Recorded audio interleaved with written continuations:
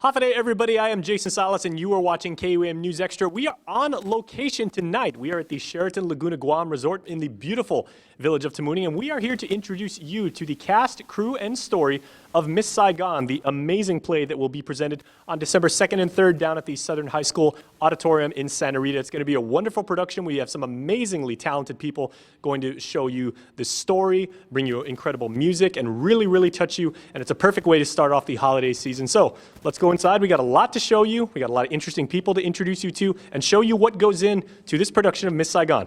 Let's check it out.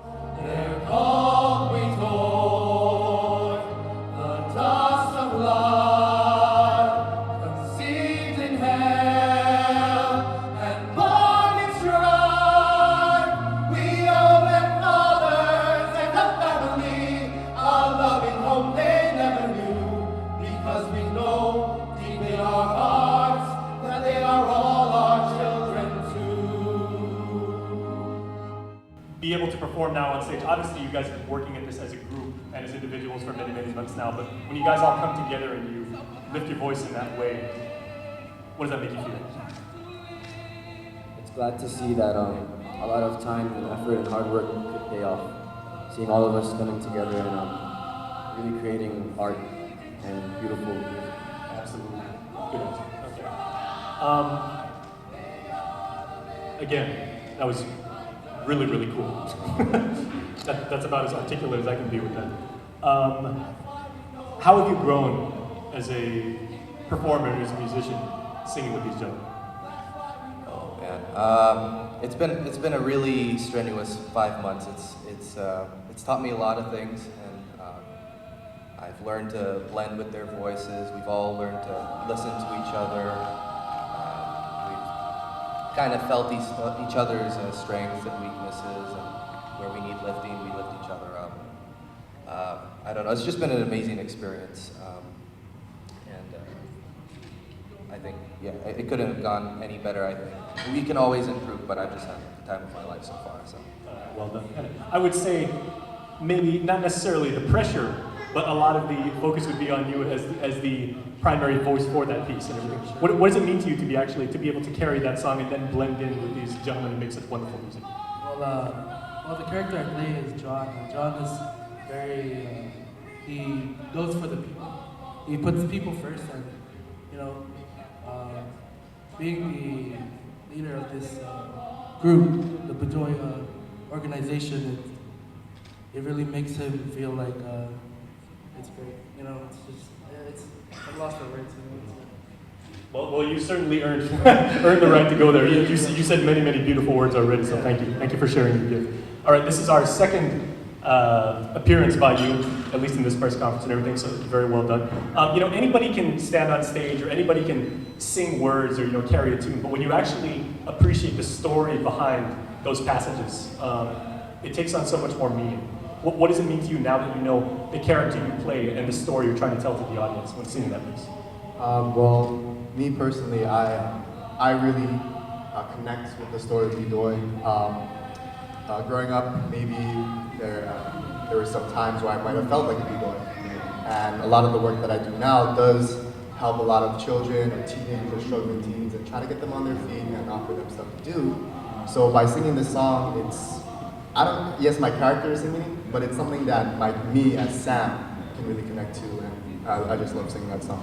Fantastic, well done. And final question, what has this experience meant for you, as an actor, as a performer, as a singer? How have you grown from this experience, working with these guys? Well, as an actor, I've learned to get along with different characters and learn to feed off from the energy that they put off. As a singer, it's helped me to engage more in the music community. It's been increasing our music quality together as a group also. And as a person, I love being with these guys. You guys are like my second family away from home. Yeah, you spend 5 months, 5 hours every day for a little bit, and you get to know a lot about each other. Outstanding. Okay, well, I hope you guys continue to perform together, continue to hang. I hope somebody gives you guys a record deal.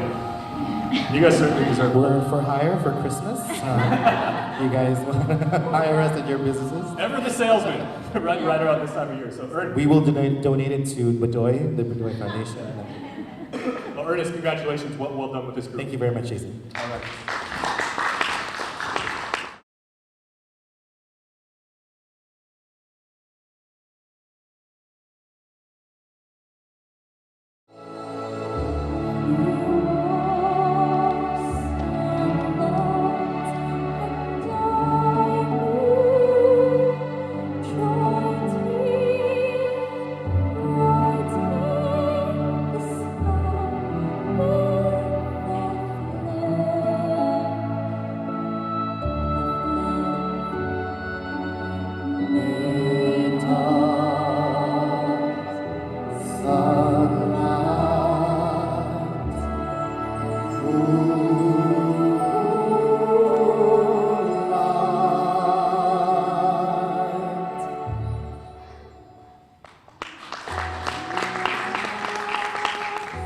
Two-part question. First part, how long did you have to work on the harmonies between the two of you and, just getting the song down pat? And then second, how long did you work on the embrace and the kiss part? We worked for a rehearsal span around 5 months, 5 to 6 months, including the auditions. And then we had a whole month working on music and just getting to know each other so we're comfortable acting together. And I guess for the embrace and the kiss part, I think Chris can answer that. Spoken like a true acting professional. Defer to your co-star. Well done. Well, as far as that goes, everybody here in the cast is pretty professional, and we know when the time comes that we gotta do what we gotta do, and nobody here is comfortable with, presenting and, really telling a story with not only our voices, but also our bodies. So I would say just because of the professionalism of the cast, it didn't really take that long. Well, I think I can speak for everybody when we said we felt that. And what do you guys think? Yeah. Very nicely done. What have you learned about telling the story, with your voices and with your gifts, about capturing the scene? For me, it's really just being in the moment, being your character and how you think you would say it at that particular time. Because you can always say it, you can say a line 1,000 different ways and it will be different every single time. I have to agree with Janella. Unless you really get into the character and really put yourselves in their shoes, it's hard to really not only tell a story, but portray a character and really do it justice. All right, ladies and gentlemen, Kim and Chris, once again, doing stunningly. Great job.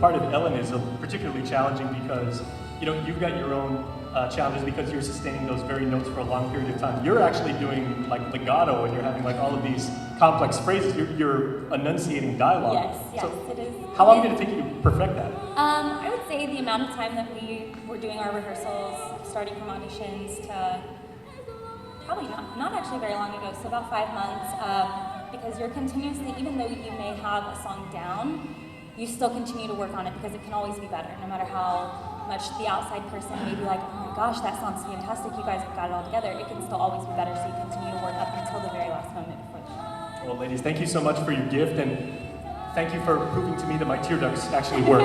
You're welcome. By the way, ladies and gentlemen of the media, tissues are available in the gift shop on the second floor. Thank you. Okay, thank you very much. Well done, ladies.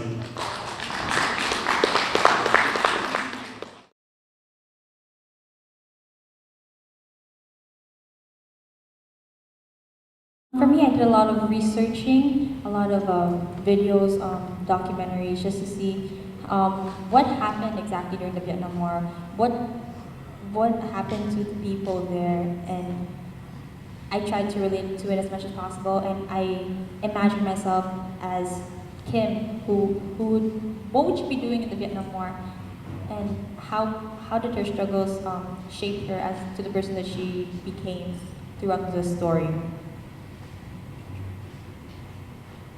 Same as Janella, I did do some research and all.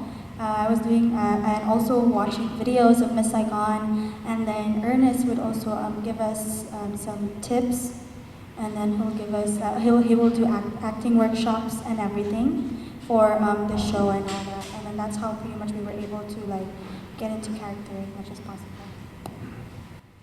For your second question, it's really tough to do shows at a very high level, just in general, especially on island because of our resources. And as we all know, the arts are not the best funded thing in anywhere in the world. And one of the, and it's very, very sad, and I just have to make a comment about this. It's really sad that it isn't, because arts is what actually raises a community. And when we don't invest in the arts and in our youth, our community diminishes, because that's our future. And the arts teaches them values and morals and stories, and it tells our stories as human beings. Somebody once said that historians document what happens, and artists document why it was worth it. And so these are the stories of our lives, the stories of our people. It's our own personal story. We're all Gigi, we're all Kim, we're all John. We all want to fight for a cause, we all have dreams. And this is a mirror. Art is a mirror for the community. And if we can't see ourselves, we will never be able to progress as people. So that type of pressure of putting on art, putting on shows, putting on any kind of artistic endeavor, there's a lot of duty and a lot of obligation for us to do that. And although I do feel a lot of pressure, because the musical theater is the only art that encompasses all the arts put together, my sense of duty and my sense of obligation kind of surpasses that pressure. In fact, I just went through a major surgery because I needed to take a break, and I think my body was just telling me that, but it's worth it. It's really worth the work. It's really worth bringing the community together, and it's really worth raising the people. All right, so. I have a follow-up question. Does it mean that what are the things that has to be sacrifices? I watched still Miss Saigon, and I've seen all the elaborate helicopters and all the production designs. Are we expecting something similar or some? So how did you creatively come out with a very short funds and resources? Well, the sacrifices besides my gallbladder. No, there has been a lot of sacrifices. I mean, just the time and effort for five or 6 months when you are rehearsing. Let's go with that first. When you're rehearsing, you put so much time and effort into it. There's so much sweat equity in that. And all of these actors are not getting paid. They're all volunteers. So there's that sacrifice that they have to make. The gas, the time, away from their families. Many of you guys know how that is, especially in your profession. When you're called to do a story, you've got to go there. And sometimes you've got to leave your children. Maybe it's a birthday, right? So all of these people have had to make sacrifices in their lives. As far as resources and finances, the executive producers have put out their own money to do this. Margie, Claire, myself, Ruby, Gary, and Max.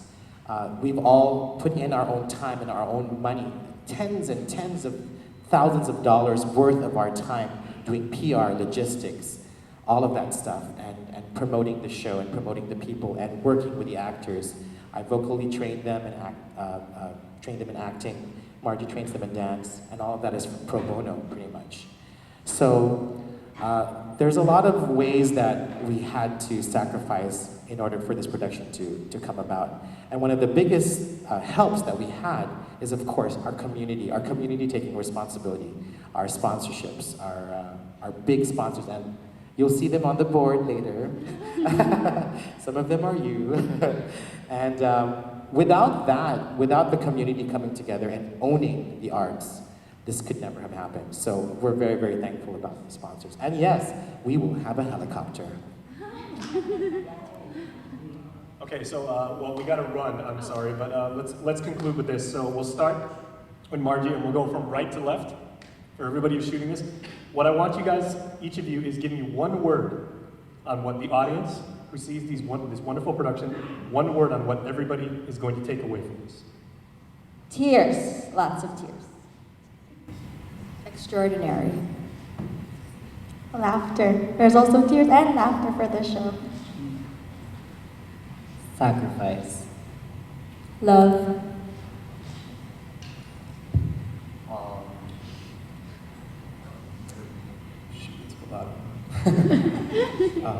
Experience. Autographs? No, I'm just kidding. No, joy. Okay, so true to the craft of acting, ladies and gentlemen, as we end today's press conference, please get up and take a bow. Thank you, everybody. Happy holidays. Happy Thanksgiving. We'll see you soon.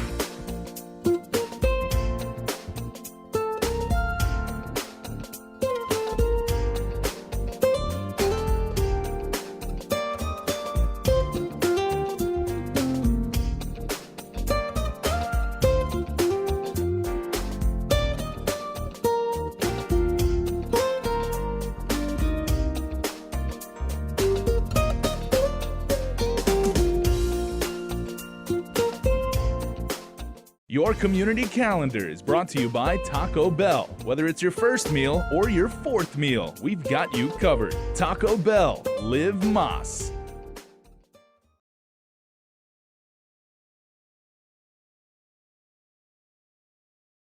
So once again, everybody, Miss Saigon is going to happen December 2nd and 3rd down in Santa Rita at the Southern High School Auditorium. Make sure to get there. Fun for the entire family, an experience that cannot be missed. Showtime is at 7 p.m., but you want to get there by 6 so you can get a really, really good seat. Just go to our YouTube channel at youtube.com/KUM News to find out how you can get tickets very, very soon. Miss Saigon cannot be missed. We are at the Sheraton Laguna Guam Resort in Tamuning. Thanks so much for watching, and we'll see you at the play. Closed captioning is brought to you by IT&E Life in Motion.